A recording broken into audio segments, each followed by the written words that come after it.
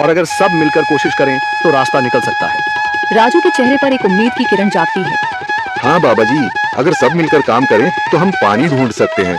हमने पहले कभी ये कोशिश ही नहीं की। लेकिन इतनी कठिन जमीन में नया कुआं खोदना आसान नहीं। मुश्किल जरूर है, नामुमकिन नहीं। अगर हम मिलकर काम करें तो ये हो सकता है। राजू खड़ा हो जाता है, उसकी आंखों में एक नई रोशनी है। तो फिर हम कल से काम शुरू करेंगे।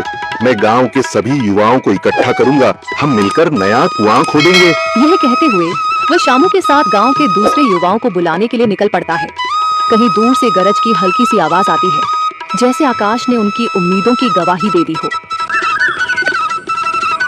अगली सुबह राजू और शामू गांव के युवाओं को इकट्ठा करने निकल पड़े। चौधरी महेश की हवेली के सामने एक भीड़ जमा है। बाबा जी, संदरी, गांव के कुछ बुजुर्ग और किसान सभी मौजूद हैं। हम हाथ पर हाथ रखकर नहीं बैठ सकते।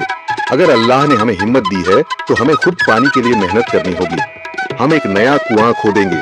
लेकिन राजू, क्या हमें यकीन है कि वहाँ पानी मिलेगा?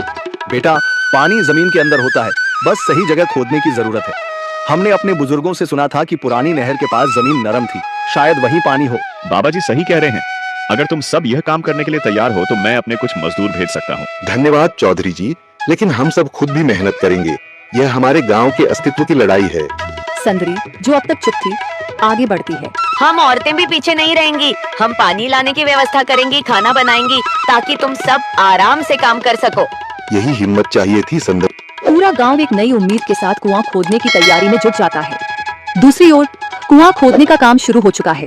राजू, शामू और दूसरे युवा बेलचे चलाने लगते हैं। मिट्टी बाहर निकाली जाने लगती है। तेज गर्मी के बावजूद सब पूरी हिम्मत के साथ जुटे हुए हैं। दोपहर की तेज धूप, जमीन आग की तरह तप रही है। गांव के लोग लगातार कुआं खोदने में जुटे हैं। हाथ छिलने लगे हैं, माथे से पसीना बह रहा है, मगर किसी ने हार नहीं मानी। महिलाएं पानी और सत्तू लेकर आती हैं ताकि पुरुषों को कुछ राहत मिले। हमें और गहराई तक जाना होगा। अब तक सिर्फ सूखी मिट्टी और पत्थर ही निकल रहे हैं। राजू, यह बहुत कठिन काम है। अगर हमें पानी न मिला। अल्लाह मेहनत करने वालों को कभी निराश नहीं करता बेटा। तुम सब अपनी कोशिश जारी रखो, पानी जरूर निकलेगा। हिम्मत मत हारो। अगर अब रुक गए तो फिर कभी पानी नहीं मिलेगा। सभी फिर से जोश में आकर काम में जुट जाते हैं, मगर सूरज की तपिश बढ़ती जा रही है और कई लोगों की सांसें तेज चलने लगती हैं। तभी एक तरफ से रामलाल और उसके आदमी हंसते हुए आते हैं। अरे भाई, तुम्हें लगता है कि जमीन तुम पर रहम करेगी? हाँ हाँ, ना समझ लोग, ये सब बेकार की मेहनत है। रामलाल, हमारा हौसला मत तोड़ो। अगर तुम मदद नहीं कर सकते तो कम से कम मजाक भी मत उड़ाओ। मदद? हाँ, मैं अपने कुएं का पानी बेच सकता हूँ, मगर मुफ्त में नहीं दूंगा। राजू सब अनसुना कर फिर काम में लग जाता है। शाम होने लगती है, लेकिन अभी तक पानी का नामो निशान नहीं। कुछ लोग मायूस होकर पीछे हटने लगते हैं। राजू, शायद रामलाल सही कह रहा है, यह सब बेकार है। नहीं शामू, हमें हार नहीं माननी। अगर आज हार गए तो फिर कभी हिम्मत नहीं कर पाएंगे।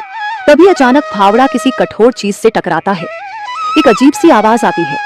राजू चौंक कर देखता है और जल्दी जल्दी मिट्टी हटाने लगता है। अचानक एक ठंडी लहर महसूस होती है। सभी लोग दौड़ कर आते हैं। जैसे जैसे मिट्टी हटती है, नीचे से गीली जमीन नजर आने लगती है। सब हैरान रह जाते हैं। सुभान अल्लाह, मैंने कहा था ना, अल्लाह हमारी मेहनत को झाया नहीं करेगा। राजू और बाकी सभी जोर लगाते हैं। कुछ ही पलों बाद अचानक मिट्टी के नीचे से पानी की एक छोटी सी धारा फूट पड़ती है। गांव वाले खुशी से चिल्ला उठते हैं। पानी पानी निकल आया। यह अल्लाह की कुदरत है रामलाल, जिस पर तुम्हें यकीन नहीं था। पूरा गांव आनंद से झूम उठता है। लोग एक दूसरे को बधाइयां देते हैं। औरतें दुआ करने लगती हैं। कुछ दिन बीत चुके हैं। गांव वाले नए कुएं से पानी भर रहे हैं, खेतों को सींच रहे हैं और जिंदगी फिर से पटरी पर लौट रही है।